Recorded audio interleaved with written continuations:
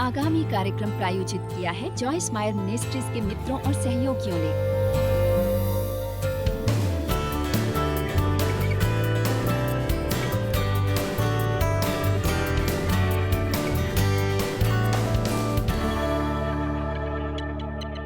दो कुरिन्थियों 3:6 में प्रेरित पौलुस कहता है, ये वो है यानी यीशु जिसने हमें फिट बनाया, काबिल और काफी नई वाचा के सेवक होने के योग्य भी किया। मसीह के द्वारा उद्धार शब्द के सेवक नहीं वरन आत्मा के, क्योंकि शब्द मारता है, व्यवस्था में लिखे नियम के मुताबिक, पर आत्मा जिलाता है। यदि हम ये सीख लें कि कैसे पवित्र आत्मा की अगुवाई पानी है अपने प्रतिदिन के जीवन में, उन हर बात में जो हम करते हैं, तब हर बात जो हम करेंगे वो जीवन में परिपूर्ण होगी। उस पर उसके लिए अपना अभिषेक होगा। जब किसी बात पर परमेश्वर की मान्यता होती है, ये उससे कहीं बेहतर है कि जब हम शारीरिक रूप से कुछ जबरन करने की कोशिश करते हैं, कुछ करने की कोशिश, क्योंकि आपके मन में कोई योजना थी और आप कोशिश कर रहे हैं कि इन सबको कारगर बनाया जाए। पवित्र आत्मा द्वारा अगुवाई पाना उन सब महान लाभों में से एक है, बजाय बस आपके उद्धार के और ये जानकर कि आपके पास क्षमा हुए, ये आप स्वर्ग जाएंगे और अनंत काल तक परमेश्वर के साथ रहेंगे। ये बहुत ही सौभाग्यपूर्ण है कि आप पवित्र आत्मा की अगुवाई पाएं। हर विश्वासी परमेश्वर द्वारा सुन सकता है, हर विश्वासी को सौभाग्य मिलता है पवित्र आत्मा की अगुवाई का। इसका मतलब यह है कि आपको इधर उधर भागने की जरूरत नहीं है और हर बार दूसरे लोगों से पूछने की कि इन परिस्थितियों में क्या करने की जरूरत है। परमेश्वर आपको दिखाएंगे कि आप क्या करें। पर क्या आप जानते हैं, हाँ, पवित्र आत्मा की अगुवाई पाने के लिए आपको थोड़ा आत्मविश्वास चाहिए और आपको थोड़ा साहस चाहिए और थोड़ी निडरता, क्योंकि कुछ समय के लिए थोड़ा भयानक लगता है जब तक कि आपको अनुभव नहीं मिल जाता। कई बातों के लिए कदम उठाना केवल एकमात्र सबूत है कि आप सही हैं या नहीं, जो आपको ये महसूस हो रहा है और जो आप यहाँ पढ़ रहे हैं। बेहतर होगा कि आप स्वर्ग में अपनी हॉटलाइन पर जाएं, परमेश्वर को डायल करें, क्या मैं परमेश्वर से बात कर सकता हूँ प्लीज।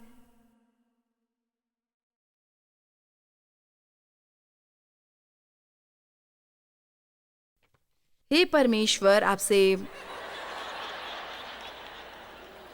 बात करके इतना अच्छा लगा। हाँ, मैं यहाँ जॉयस बोल रही हूँ, मैं पृथ्वी से बोल रही हूँ। मैं जानती हूँ कि जिस परिस्थिति में मैं आ पड़ी हूँ उसमें मुझे क्या करना चाहिए, पर आप जानते हैं इस बीच जब आप बात कर रहे हैं, मैं बस ये जानना चाहती हूँ कि आप क्या जानना चाहते हैं कि मैं अपनी पूरी ज़िंदगी क्या करूँ। मैं एक कंफ्यूज तरह की औरत नहीं रहना चाहती, पता है, क्योंकि जब से आप मुझे प्राप्त हुए हैं, मेरे जीवन का बुलावा क्या है और आप जानते हैं मेरे बच्चों के साथ क्या होगा। हाँ, क्या? हाँ, ओ, आप चाहते हैं कि मैं वचन पढ़ूं?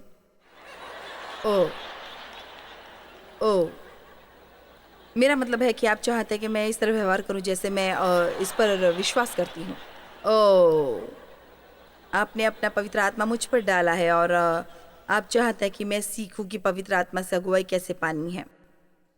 खैर, ये कहीं ज़्यादा आसान नहीं होगा कि बस आप मुझे बता दें। मेरे ख्याल से यदि आप मुझे बता दें तो ये सब बातें कहीं ज़्यादा आसान कर देगा, क्योंकि आप जानते पवित्र आत्मा द्वारा अगुवाई वाली ये बात।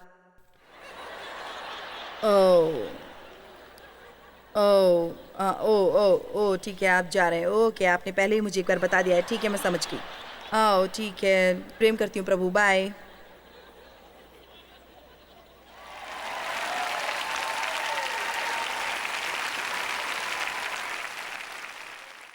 हर कोई ये जानना चाहता है कि परमेश्वर से कैसे सुन सकते हैं।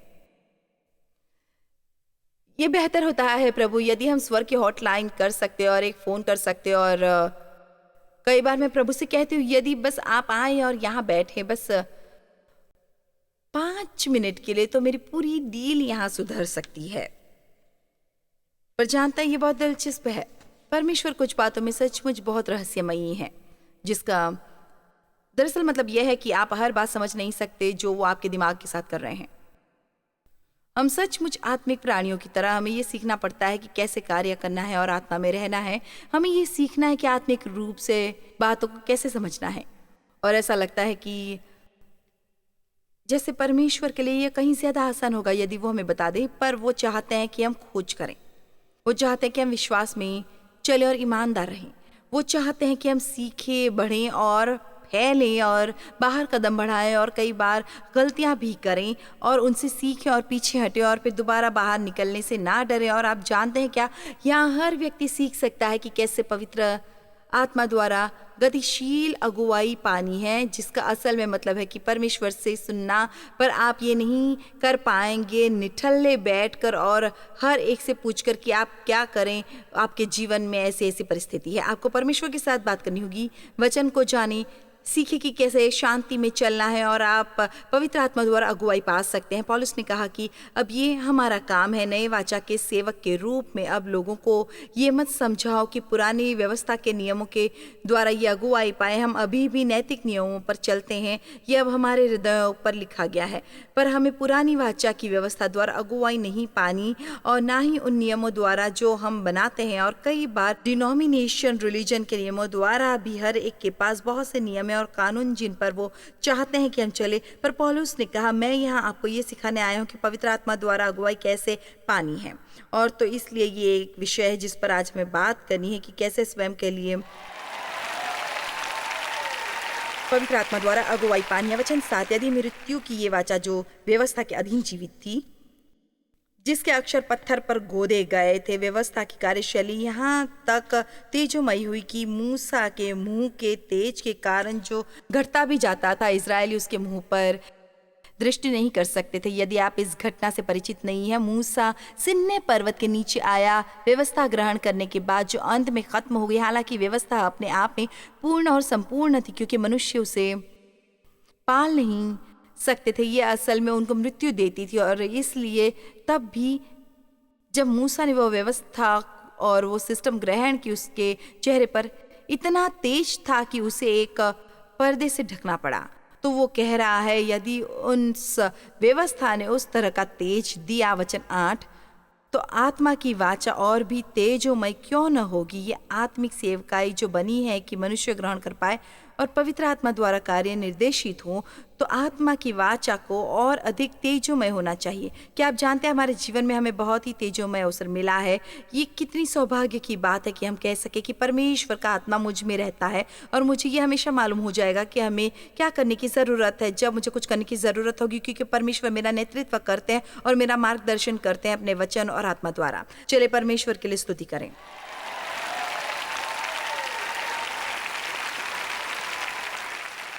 और फिर 1 यूहन्ना 2:27 अभिषेक की बात करता है। और अभिषेक दरअसल मौजूद ही है सामर्थ और परमेश्वर की योग्यता में पवित्र आत्मा के अभिषेक द्वारा प्रचार करती हूँ। जो मैं कर रही हूँ उसके करने के लिए मेरे पास सही शिक्षा भी नहीं है, जो आज मेरे संदेश का भाग होने वाला है। ये सब मेरे दिमाग में नहीं है। अब मैं अध्ययन करती हूँ और मुझे महसूस होता है कि मेरे दिमाग में बहुत सी बातें भर गई हैं, पर मेरे मुंह से निकलते हुए एक तरह से ये अब उलझ जाता है यदि पवित्र आत्मा ऐसा करने से मेरा अभिषेक ना कर रहा हो तो। और क्योंकि ऐसा करने के लिए मुझे अभिषेक प्राप्त है, ये मेरे लिए कठिन नहीं है, ये मेरे लिए कठिन नहीं है, ये कठिन काम है पर मेरे लिए कठिन नहीं है। पर कई बार लोग मुझसे पूछते हैं, क्या तुम कभी नर्वस होती हो जब तुम इतनी बड़ी बड़ी भीड़ में आती हो? मैं असल में बिल्कुल भी नहीं होती, शुरुआत में होती थी, पर मैंने देखा कि कैसे परमेश्वर निकल कर आते हैं बार बार बार बार बार बार बार बार बार बार। मेंट रेडमैन को अभिषेक प्राप्त हुआ है एक गीत लेखक और एक वर्शिप लीडर के रूप में। क्रिस्टी को अभिषेक प्राप्त हुआ है एक गायक के रूप में। उसकी आवाज़ इतनी खूबसूरत है और वो ये वरदान मसीह की देह के लिए उपलब्ध करती है। और आप भी अभिषिक्त हैं।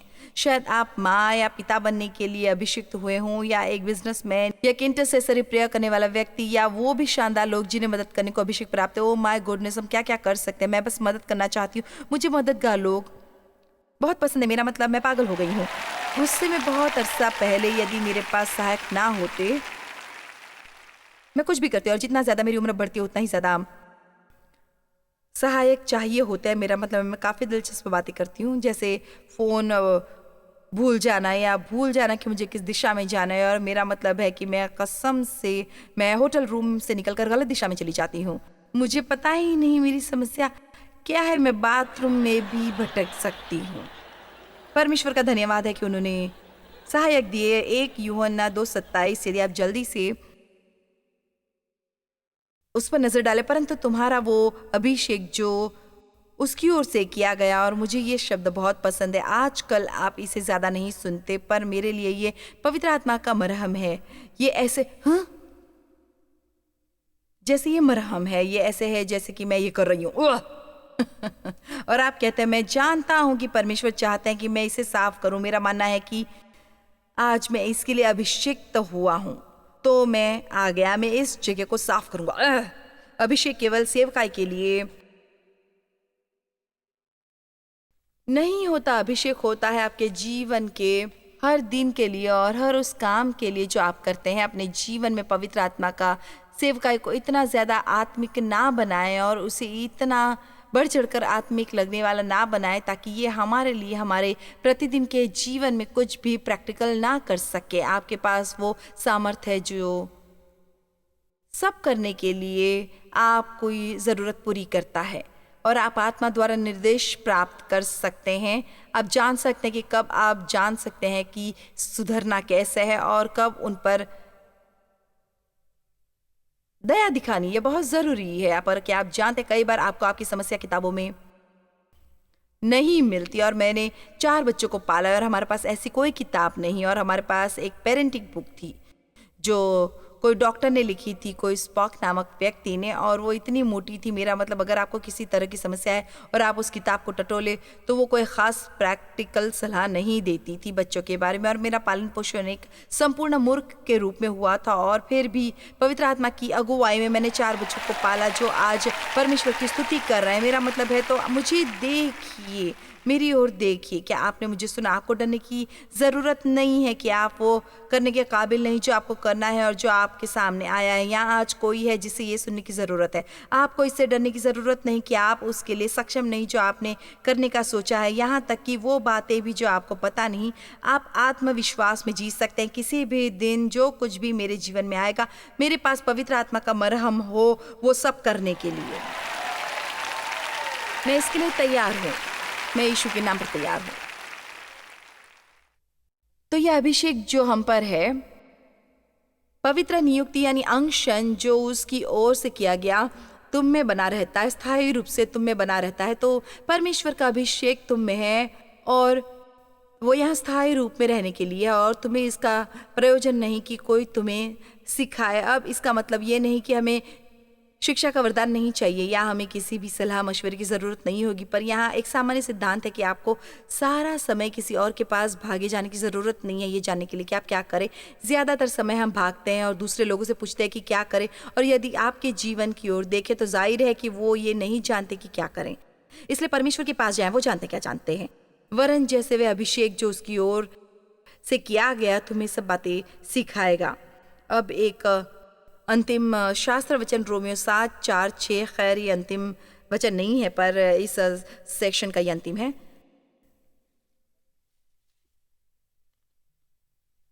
मैं परमेश्वर द्वारा सुन सकता हूं, मैं पवित्र आत्मा द्वारा निर्देशित हूं। रोमियो 7:4 वैसे ही हैं।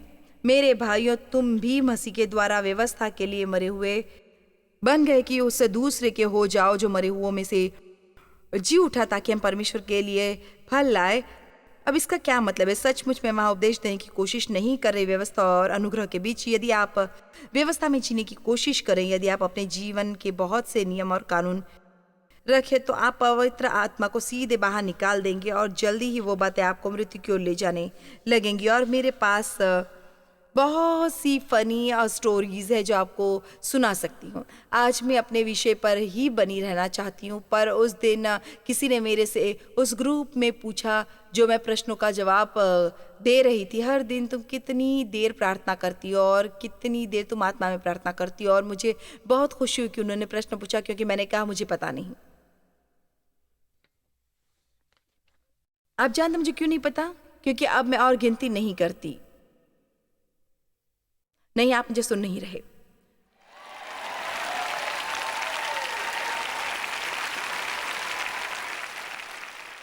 मैं गिनती नहीं करती, मैं कोई रिकॉर्ड नहीं रखती, मुझे कोई ब्राउनी पॉइंट नहीं मिलते यदि मैं लंबे अरसे तक प्रार्थना करो। परमेश्वर नाराज नहीं होते यदि मैं लंबी प्रार्थना ना करूं। वो बस चाहते हैं कि मैं बस प्रार्थना करूं जब मुझे प्रार्थना करने की ज़रूरत हो, और प्रार्थना करती रहूं जब तक मैं काम खत्म नहीं कर लेती, और प्रार्थना को मैं साहस की तरह बना लूं और कुछ बड़ी बातों में ना पड़ूं। मैं आज 1 घंटा प्रार्थना कर चुकी हूँ और इसलिए मैंने अपनी आत्मिक ड्यूटी कर ली। देखिए, वहाँ आज़ादी मिलती है जब आप पवित्र आत्मा द्वारा अगुवाई पाते हैं। अब मैं ये सुझाव नहीं दे रही कि अनुशासन ना रखो। मैं अनुशासन की बहुत बड़ी प्रशंसक हूँ, और मेरे ख्याल से यदि आपने एक प्रार्थनामयी ज़िंदगी विकसित नहीं की, तब शायद आपको परमेश्वर से ये पूछने की ज़रूरत है कि यदि वहाँ किसी किस्म का अनुशासन का पैटर्न है जिस पर आपको कुछ समय के लिए चलना होगा, पर कभी न कभी आपको उन बंधनों को काट देना होगा। मैं पवित्र आत्मा द्वारा निर्देशित होंगी। एक बार एक औरत मेरे पास आई और उसने कहा, जॉयस, जिस किसी को मैं जानती हूँ वो सुबह तड़के जा रहा होता है चर्च की प्रेयर मीटिंग में, और उसने कहा कि मुझे नहीं लगता कि मुझे जाना चाहिए, और उसने कहा कि वो बस मुझे बुरा महसूस करा रहे हैं, और मैं बस आपसे पूछ रही हूँ कि मुझ में क्या खराबी है, मैं जाना नहीं चाहती। क्या कभी आपने कुछ ऐसा किया है जो आप नहीं करना चाहती और एक तरह से आपको बुरा महसूस कराए, क्योंकि आप वो थे जो ये नहीं करना चाहते थे? कितने इतने लीडर हैं जो अपने मुद्दे पर खड़े रहे और कहे, मैं भीड़ के पीछे नहीं जाऊंगा, मैं पवित्र आत्मा के पीछे जाऊंगी और मुझे इसकी सफाई देने की ज़रूरत नहीं, मुझे कुछ कारण बताने की ज़रूरत नहीं। और मैं यही आपसे मांग रही हूँ कि आप ऐसा करना बंद करें। शायद ये उनको खुश करे, पर यह आपको मृत्यु तक ले जाता है। ये आपको खाली और रिश्ता हुआ छोड़ देता है। तो उसने कहा, जॉस, मुझ में क्या खराबी है? और मैंने कहा, खैर शायद कुछ नहीं, शायद ये वो जगह नहीं जहाँ परमेश्वर चाहते हैं कि आप हों, शायद इसका तुम्हारे लिए कुछ तुक नहीं बनता हो, पर शायद वो चाहते हैं कि तुम कुछ और करो। उसने कहा, खैर, अब जब तक कि मुझे ऐसा कह रही हो, जानते हो सचमुच में क्या करना पसंद करती हूँ? पता है मेरे हृदय में सचमुच क्या है? और आप देख सकते हैं कि उसने चेहरे पर रोशनी आ गई जब हम वो कर लेते हैं जो हमें करने की ज़रूरत है। तो एक रोशनी है जो हम पर आती है। परमेश्वर चाहते हैं कि मसीह की देह में हम ज़रूरत को पूरा करें। यदि हम एक पर दबाव डालें कि वो हमारी मर्जी का काम करे और हमारी तरह बने, तब शायद इसे कहीं ज़्यादा सफल। देखिए, और एक और तरीका है जिससे आप अपनी बातों को कानूनी बना सकते हैं। हमारे चर्च में एक औरत आया करती थी बहुत अरसा पहले, और वो अभिषेक प्राप्त इंटरसेसर थी। ओ माय गॉड, वो एक अभिषेक इंटरसेसर थी। वो एक ऐसी औरत थी, शायद अपने 60वें वर्ष में हो या शायद 70 की शुरुआत में, और उसने कहा जिस दिन से उसे उद्धार प्राप्त हुआ है, परमेश्वर ने उसे बुलावा दिया इंटरसेसर बनने का। उसने कहा, मैंने परमेश्वर को ग्रहण किया। मैं एक स्थानीय बैप्टिस्ट चर्च में गई। उसने पूछा कि क्या उसके पास कोई जगह है जहाँ मैं प्रार्थना कर सकूं, और मैं वहाँ अंदर गई और 4 घंटे प्रार्थना की, और अपने जीवन के शेष दिन मैंने ये करना जारी रखा। चले भी, अब क्या कोई मेरी बात समझ रहा है? तुम्हें पता है मैं क्या बात कर रही हूँ? भाई, जो उसने किया, अगर मैंने किया होता तब मैं भी उसी तरह हो जाती। ओ, ये इतनी बड़ी गलती है जो हम करते हैं जब हम ऐसा करते हैं। इसलिए मैं आपको बताती हूँ, मैंने अपने घर में एक कमरा चुना, और मैंने खुद के लिए एक घड़ी वहाँ रखी, और मैंने एक नोट पैड लिया, और मैंने एक सचमुच मूर्खतापूर्ण बात की। मैंने सबको ये घोषणा कर दी कि अब से मैं हर दिन के पहले के 4 घंटे प्रार्थना करूँगी, और मैं नहीं चाहूँगी कि कोई मुझे डिस्टर्ब करे। अब ये है जो मैं करने वाली हूँ। तो पहले दिन मैं वहाँ गई, और मैं वहाँ आपको बता रही हूँ, मैंने उन सब बातों के बारे में प्रार्थना की जिनके बारे में मैं सोच सकती थी और मुझे प्रार्थना करनी चाहिए। मेरा मतलब, मैंने उनके लिए प्रार्थना की। लेकिन मुश्किल से 5 मिनट गुजरे, और फिर मैंने सोचा 3 घंटे कैसे जाएंगे, और मुझे वहाँ रुकना पड़ेगा क्योंकि मैं नहीं चाहती थी लोग सोचे।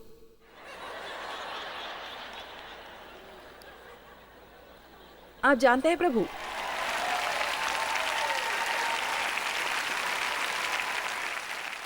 मुझे पता नहीं, ये बहुत साल पहले हुआ था, और असल में परमेश्वर ने मेरा सामना किया। उन्होंने कहा, मैं चाहता हूँ कि तुम चीज़ें गिनना बंद करो।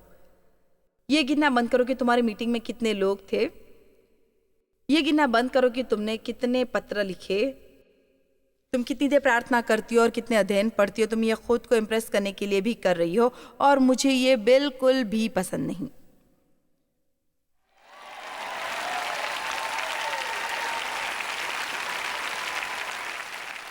मुझे बस वो आज़ादी महसूस हो रही है जो आपको सचमुच चाहिए।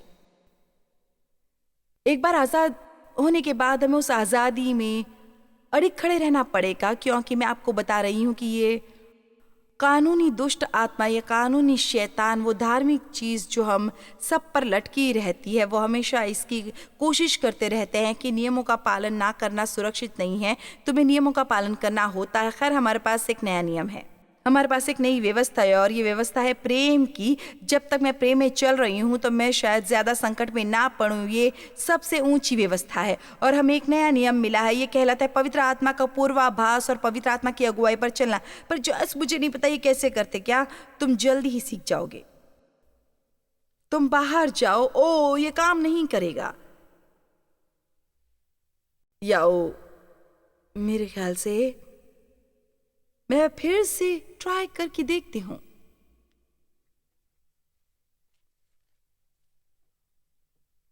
रुको, मेरे ख्याल से ये सचमुच परमेश्वर है।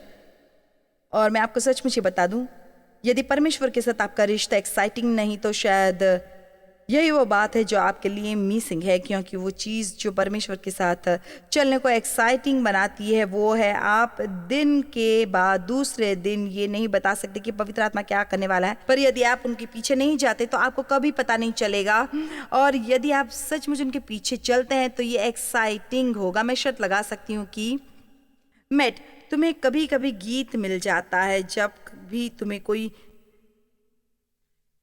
गीत मिलने की अपेक्षा ही नहीं होती है ना। आप देखें, परमेश्वर केवल चर्च नहीं है, वो हर जगह है। परमेश्वर सर्वव्यापी है, वे उस हर जगह है जहां आप जाते हैं। वो आपके साथ ग्रोसरी स्टोर पर जाते हैं, वो आपके साथ काम पर जाते हैं, वो आपके साथ आपकी मदद करते हैं, आपकी पेरेंटिंग में, हर बात में जो आप करते हैं। और मैं आपको बता दूं, मैं परमेश्वर के साथ अपने रिश्ते के प्रति काफ़ी एक्साइटिंग हूँ, और इतनी देर तक मैं परमेश्वर के रिश्ते में रही उतना ही ज़्यादा मैं एक्साइटिंग होती जाऊंगी। और मुझे पवित्र आत्मा द्वारा निर्देश पाने के बारे में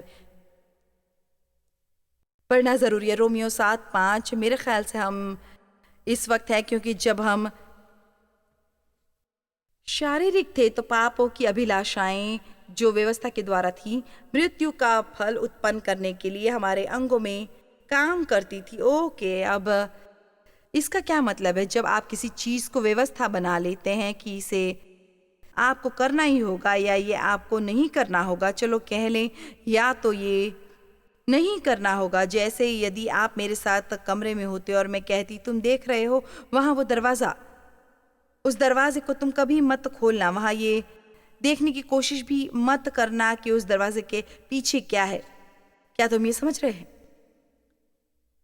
ये इस घर का एक नियम है, तुम्हें उस दरवाजे के पीछे बिल्कुल भी नहीं देखना था, समझ रहे हो? इसलिए कि मैं फिर से ये कहती हूँ, अब मैं ग्रोसरी स्टोर जाने वाली हूँ और मैं वापस आऊँगी, पर तुम उस दरवाजे के पीछे मत देखना। इस बात का ध्यान रखना कि तुम मेरी आज्ञा का उल्लंघन ना करो और दरवाजे के पीछे देखो। मैं आपको ये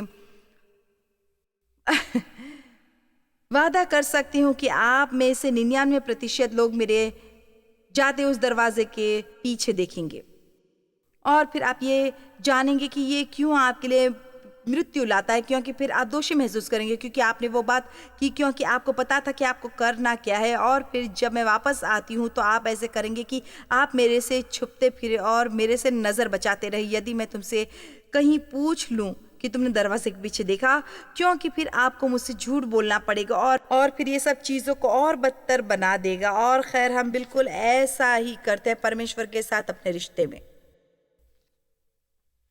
आपको ये करना ही होगा, आप जानते हैं क्या आपको करना होगा। शायद ये कुछ दिन ठीक ठाक रहे, आप मेरी तरह हो, पर अपना बाइबल रीडिंग कैलेंडर बनाया था और जब तक मेरे चेक मार्क्स मिल रहे थे, हमें चेक मार्क्स बहुत पसंद है हमारे शरीर को,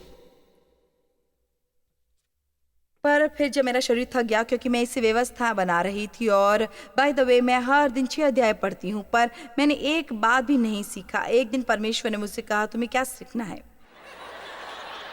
मैं एक बात भी याद नहीं कर पाई। आप जानते हैं कि मैं इसे किसी किस्म के क्वालिटी के लिए नहीं कर रही थी, मैं इसे आत्मा की अगुवाई के द्वारा नहीं कर रही थी, और ये अच्छी बात है। मैं बहुत से लोगों को जानती हूँ जो हर साल पूरी बाइबल पढ़ते हैं। व्यक्तिगत तौर में मुझे उसमें मुश्किल होती है क्योंकि मैं इसमें लग जाती हूँ, क्योंकि मैं एक शिक्षक हूँ। मैं ऐसा कुछ पढ़ती हूँ तो मेरी दिलचस्पी बढ़ जाती है। अब अगली बात जो मुझे पता चलती है, मैंने निकाला है एक कॉनकॉर्डन, एक डिक्शनरी, एक नोटपैड।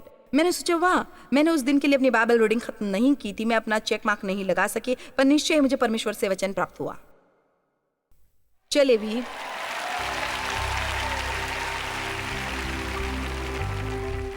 आप जानते हैं आपका मन अक्सर आपका परमेश्वर की बातों से दूर ले जाता है, इसलिए हमें उनसे ये मांगने की ज़रूरत है कि पवित्र आत्मा की अगुवाई पाने में हमारी मदद करे, बजाय उस हर विचार की अगुवाई के जो हमारे दिमाग में आता है। हमें इस पर फोकस करना है कि हम अपने प्राण को परिपूर्ण करें, बजाय उस हर विचार के प्रेरित हो जो हम सोचते हैं। चलो सीखें कि मसीह के मन द्वारा कैसे सोचना है, और उसे करने का एक तरीका ये है कि सचमुच हम परमेश्वर के वचन का अध्ययन करें। और आप जानते हैं कि परमेश्वर का वचन एक बढ़िया उपहार होता है, तो यदि आप किसी बर्थडे के गिफ्ट की तलाश में हैं तो ये आप गिफ्ट कर सकते हैं, तो उन्हें सबसे उत्तम उपहार मिल जाएगा।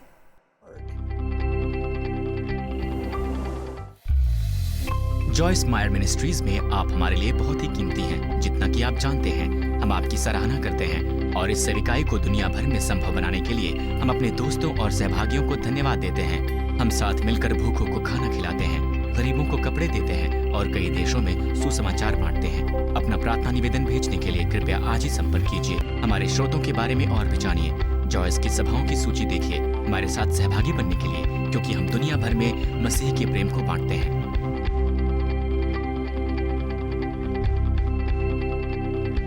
इसका खर्च उठाया है जॉयस मायर मिनिस्ट्रीज के मित्रों और सहयोगियों ने।